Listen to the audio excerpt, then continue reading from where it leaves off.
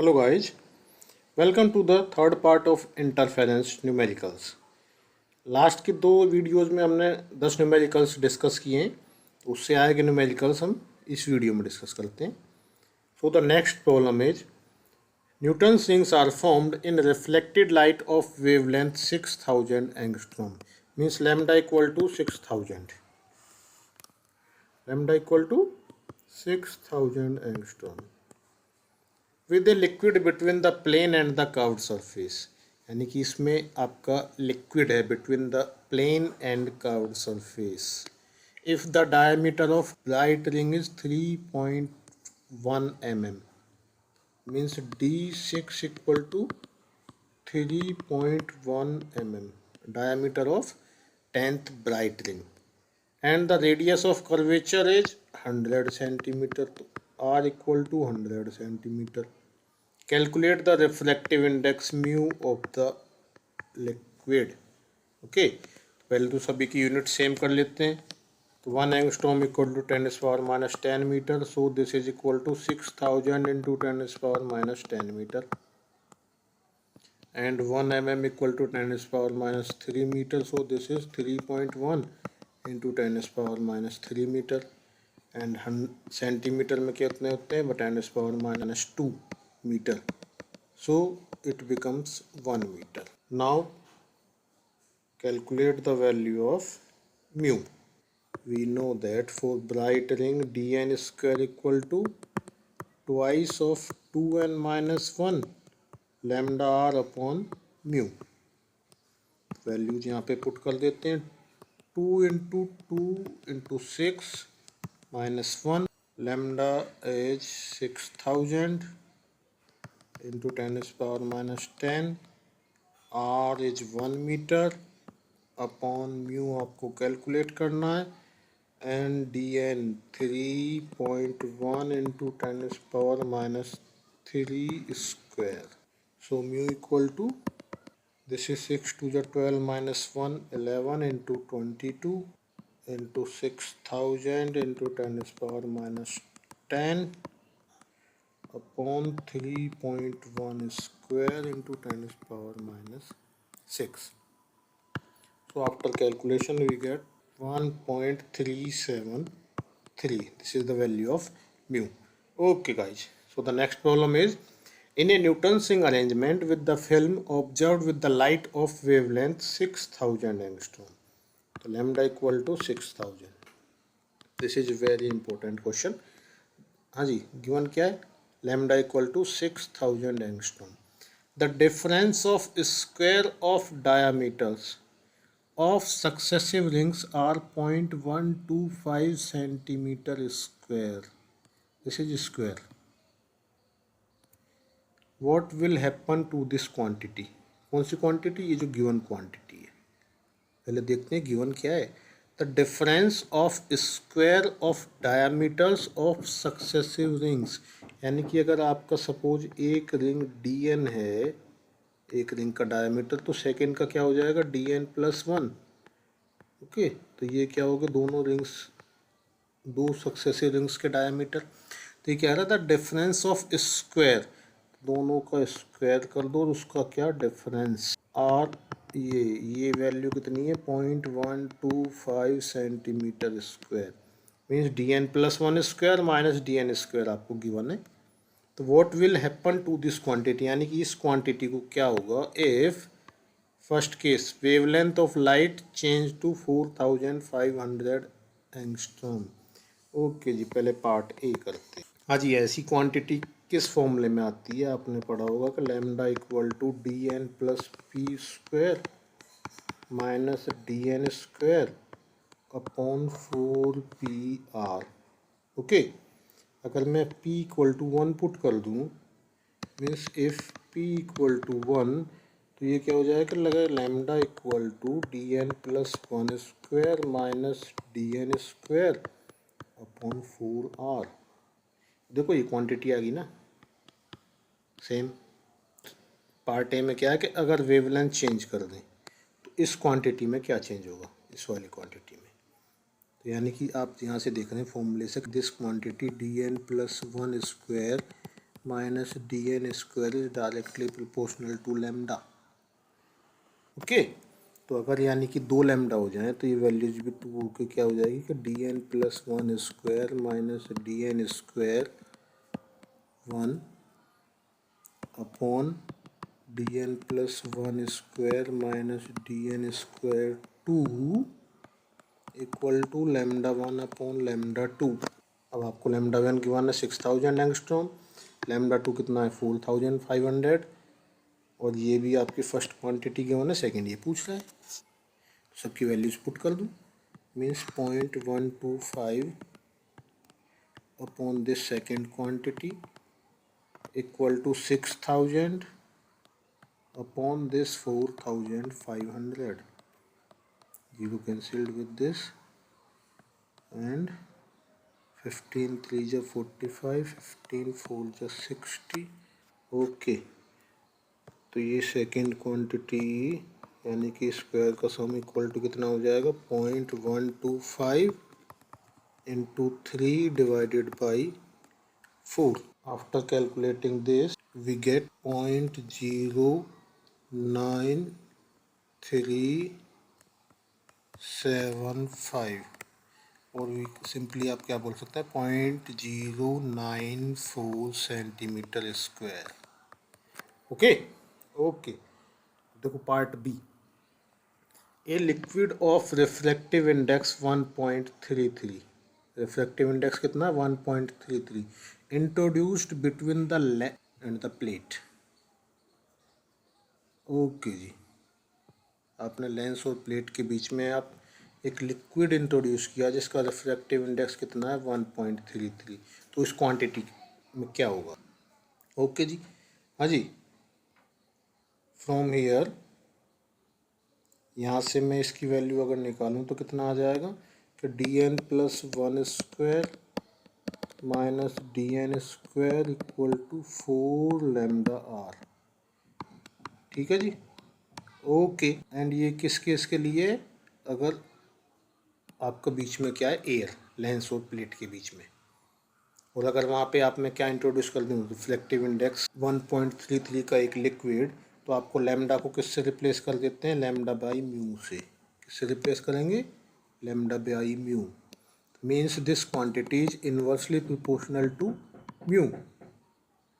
Okay, next part में हम क्या कर देंगे कि D N plus P square, sorry 1 है यहाँ पे, minus D N square is inversely proportional to mu. It means D N plus 1 square minus D N square for first case upon D N plus 1 square minus D N square for second case equal to mu 2 upon mu 1। और first case में क्या है आपका air, तो for air mu 1 is 1। Second case में आपने एक liquid लिया है जिसका रिफ्लेक्टिव इंडेक्स गिवन है 1.33। सेकेंड केस के लिए आपको वैल्यू कैलकुलेट करनी है, मीन्स दिस वैल्यू, और फर्स्ट केस के लिए वैल्यू गिवन क्या है 0.125 सेंटीमीटर स्क्वायर। तो सेकेंड केस में कितना आ जाएगा कि D N plus 1 square minus D N square for second case, अभी क्रॉस मल्टीप्लाई कर दो, equal to 0.125 upon 1.33। Okay, 0.094 centimetre square. Okay, and what is the C part. In C part, the radius of curvature of convex surface of the plane convex lens is doubled। यानी कि आपने क्या किया है capital R की value को double कर दिया है।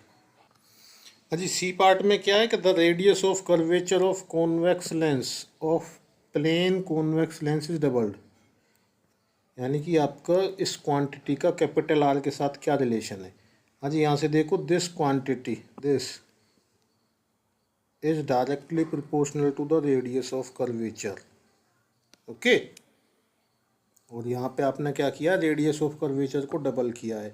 यानी कि अगर मैं पहले एज्यूम करूँ पहले r था तो अब आपने क्या कर दिया उसको 2r। ओके, तो यानी कि R1 की वैल्यू क्या होगी R, उससे R2 की वैल्यू क्या होगी अब 2R। तो 2R के केस में आपका ये क्वांटिटी क्या होगी। ओके जी, एंड वी नो दैट का dn plus 1 square minus dn square is directly proportional to capital R, means for first case upon for second case equal to R1 upon R2, and R1 first case के लिए अगर R है तो second case के लिए वो क्या कह रहा है डबल R, 2R हो गया। तो यानी कि R से R कैंसिल हो गया, और फर्स्ट केस के लिए वैल्यू कितना है 0.125, सेकंड के लिए आपको मेजर करना है, again cross multiplication. So for second case this value is 0.125 into 2 means 0.250 centimetre square. Okay, clear है। ओके जी, next problem is in a Fresnel biprism experiment the angle of glass alpha equal to 2 degree. तो means alpha given है कितना है 2 degree, mu equal to 1.5, interference fringe are formed with the source of wavelength lambda equal to 6000 angstrom, locate at 10 centimetre from the biprism. Biprism से आपका कितनी distance पर है 10 centimetre पर सोर्स ऑफ वेवलेंथ, यानी कि किसकी वैल्यू गिवन है आपको ए की value, and the source screen distance is 100 centimetre, means this is capital D 100 centimetre. Find the maximum number of fringe that can be observed. तो यानी कि मैक्सिमम नंबर ऑफ फ्रिंज आपको कैलकुलेट करनी है। Okay, चलो पहले देखो अल्फा को आप किस में कन्वर्ट कर लेंगे रेडियन में, 2 इंटू पाई बाई 180। चलो जी रेडियन में कन्वर्ट हो गया। यहाँ ये दोनों सेंटीमीटर में, ये एंगस्ट्रॉम में, तो सबको सेम यूनिट मीटर में कन्वर्ट करते हैं। तो 6000 into 10⁻⁻10 metre, and this is 10 into 10⁻⁻2 यानी कि 0.1 metre, and this is 1 metre. Okay, अब आपको एन कैलकुलेट करना है। इन फ्रेस्नेल बाइप्रिज्म एक्सपेरिमेंट, जरा फ्रेस्नेल बाइप्रिज्म का डायग्राम अगर मैं बनाऊँ, suppose this is the Fresnel biprism, ये आपका क्या हो गया जी फ्रेस्नेल बाइप्रिज्म। यहाँ से एक सोर्स लिया आपने, फ्रेस्नेल बाइप्रिज्म क्या करता है 2 वर्चुअल कोरेंट सोर्सेज आपके बना देता है। हाँ जी, एक लाइट यहाँ आई इस पोर्शन पे, ये आपका क्या है स्क्रीन,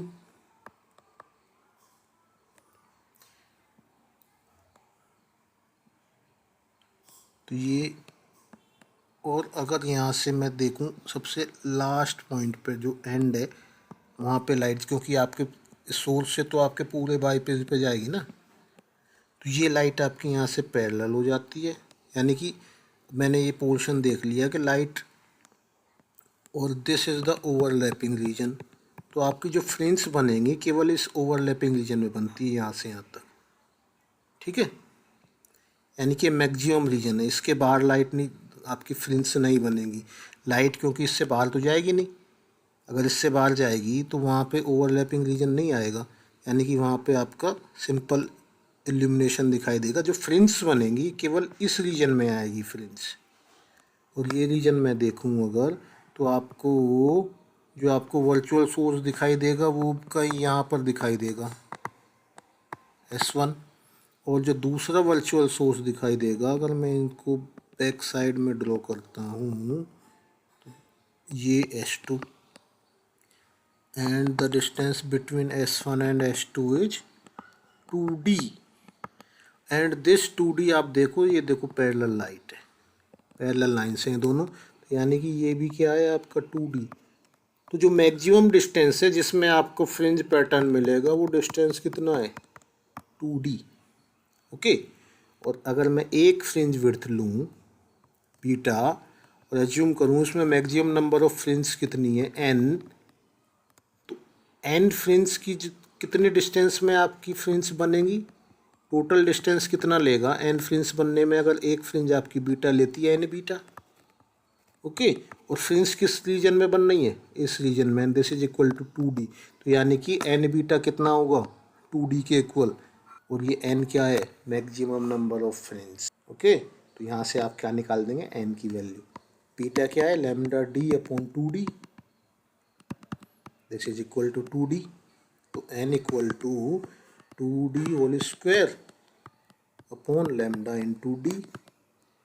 ओके, और 2D भी आपको गिवन नहीं है, लेकिन अल्फा गिवन है, म्यू गिवन है।